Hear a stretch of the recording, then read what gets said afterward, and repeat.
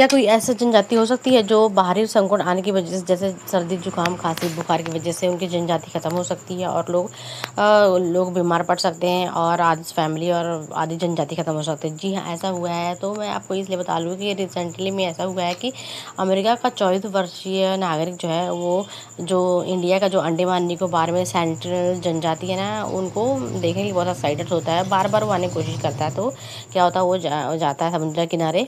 तो क्या करता है, वो बोतल पीता है, लिम्का की बोतल पीता है और नारियल पानी पीता है और वही छोड़ जाता है। तो जनजातियों को भनक पड़ती है, वो क्या करते हैं, उसको पुलिस के हवाले कर देती हैं।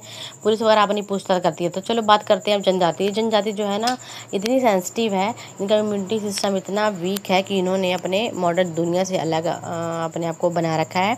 मॉडर्न दुनिया से इनका कोई भी ताल्लुक नहीं है। हज़ार या सैकड़ों सालों से इनके जो दादा परदादा लोग हैं, ये अपने आप को कट ऑफ करके इन्होंने रखा हुआ है। सो ये अपनी दुनिया इन्होंने बसाई हुई है। उनकी इम्यूनिटी सिस्टम इतनी वीक है, छोटी सी बीमारी संक्रमण कुछ भी आता है ना, ये बीमार पड़ जाते हैं और ये इनकी जनजाति ख़त्म हो जाती है। इसीलिए बाहरी जो लोग हैं ना, उनको पाबंद लगा दिया है वहाँ पर जाने के लिए। ठीक है, क्या है मामला कि क्योंकि इनके पास ना अपनी दवाई है, ना मेडिसिन है, ना डॉक्टर है, ना कुछ नहीं है। ये नॉलेजेबल पर्सन नहीं है, ये उनको इतना नॉलेज नहीं है।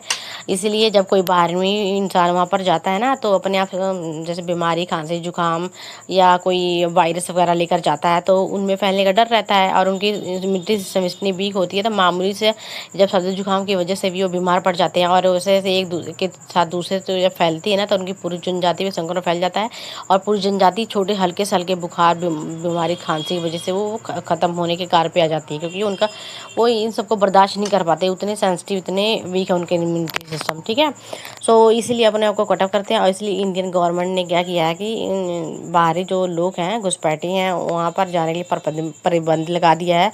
कानून बनाया है कि कोई बाहरी का व्यक्ति वहाँ पर नहीं जा सकता है। क्या ऐसा कभी हुआ है कि दुनिया की जनजातियां जो हैं ऐसे बाहरी संक्रमण या बाहरी जो लक्षण है बुखार बीमारी की वजह से तहस नहस हो गए हों? जी हाँ, ये ऐसा हुआ है। मैं अभी आपको बताती हूँ कि किसके साथ ऐसा हुआ है, किस जनजाति के साथ। अमेरिका, दक्षिणी अमेरिका, ऑस्ट्रेलिया में जो है, वहाँ पर कोलंबस और यूरोप के लोग जो आए थे वहाँ पर। ठीक है, आदिवासियों के समूह को देखने के लिए वहाँ पर बहुत सारे लोग जाते हैं और अपने साथ चेचक फ्लू जैसी बीमारियों को साथ में वो लेकर जाते हैं।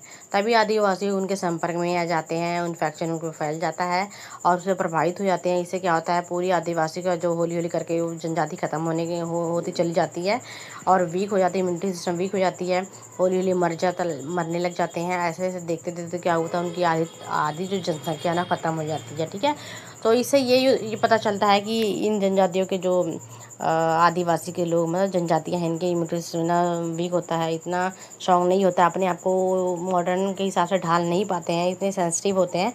सो देखने में तो लगते हैं कि हाँ, ये गर्मी सर्दी बर्दाश्त कर लेते हैं, बट ये जो बीमारी वाले छोटे छोटे संक्रमण इनको बर्दाश्त नहीं कर पाते।